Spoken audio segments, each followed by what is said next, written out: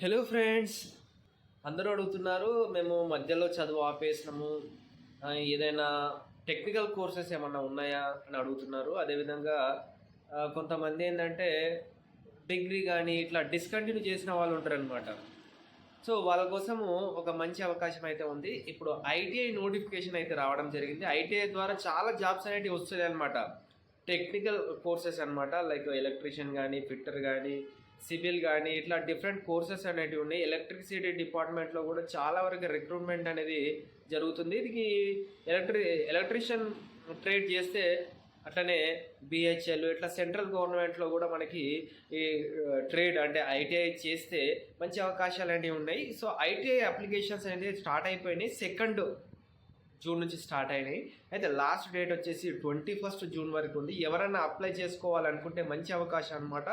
So ఫ్యూచర్లో కూడా మంచిగా ఉంటుంది అనమాట.